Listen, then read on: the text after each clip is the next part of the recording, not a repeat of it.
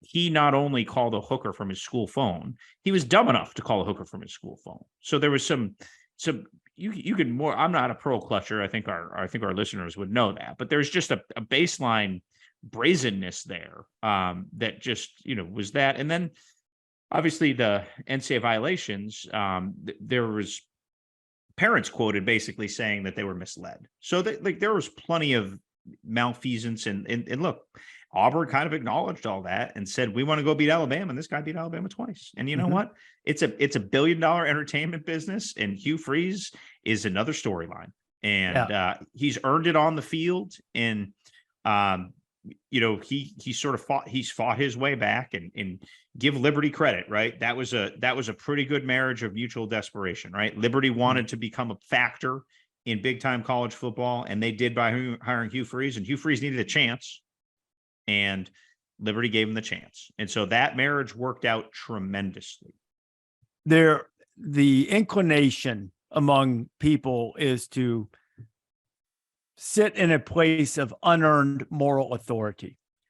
And the personal failings, and they were that, of Hugh Freeze and his malfeasance and extramarital activities, that's between him and his wife, and he and his daughters, and his family, and his faith.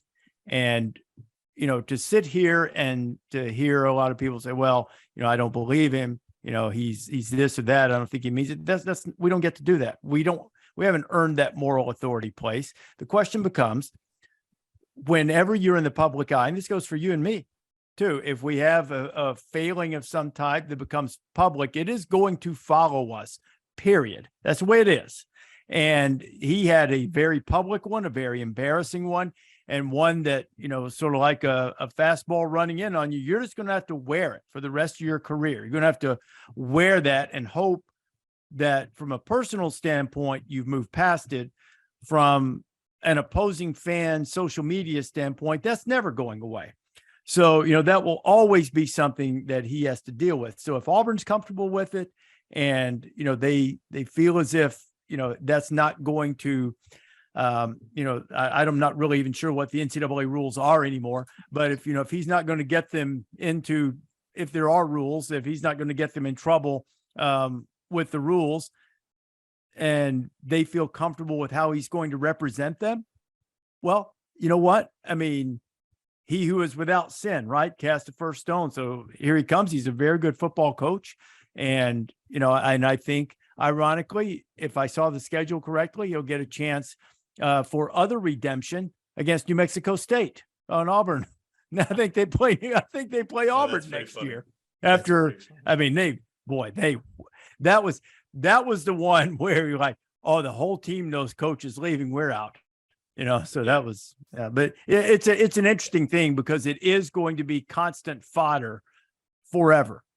And the other funny thing that I saw was, in the oddity, the last 3 Auburn coaches now have had really short tenures at Arkansas State. So some wise guy on Twitter said, if this one doesn't work out, they should try Butch Jones next, which is something I wish I'd thought of to say first, but I'll give credit to whoever it was that posted it on Twitter.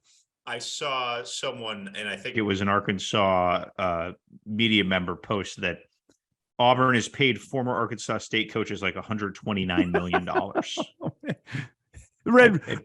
My buddy Red Wolves AD Jeff Purinton says he wishes he could have that money to invigorate the program. I'm sure just a little slice of it, right? They do have great facilities. If you've ever been to Jonesboro, they have like elite G5 facilities. You know what? G. Wojciechowski was telling me about that. I haven't. I've never been there, but he went. He went for. Well, I think he went for the Saban Reclamation Project story. He talked to Butch for a while, and he was raving about the facilities that they have there. I was there a couple of years ago. Charlie Strong grew up near there, and I did a big profile on him for Sports Illustrated, and I went to Batesville, Arkansas. And I recall, and this is a while ago, it's probably changed, but I recall Jonesboro being a dry town. I'm always skeptical of dry towns. Just fun options. That's all. Do you think any of our listeners don't know what dry towns are? Because I grew up in dry towns and dry counties. Yeah. Yeah, you So- should. Yeah. Like, so it means you can't buy alcohol, or Right. there's like rules of where you can buy alcohol or when. And I can't sit there and tell you you can or can't have a drink at a restaurant there. But I was told that there was a dry county or town. I don't remember which one, but it was a constant theme when I was there. So try recruiting there, huh? Yeah. I don't think Well, it is anymore, though. I want to be clear about that. Yeah, there was no in the Davis household growing up, there was no alcohol, period. Huh. Interesting. Ever. But I do know that people who did choose to indulge for a long period of time, they had to go to the bootleggers. So there would be people, who would sneak across the state line to Mississippi or Tennessee or someplace and sneak it back, or maybe in some cases, maybe they made some. Thanks for watching ESPN on YouTube. For live streaming sports and premium content, subscribe to ESPN+.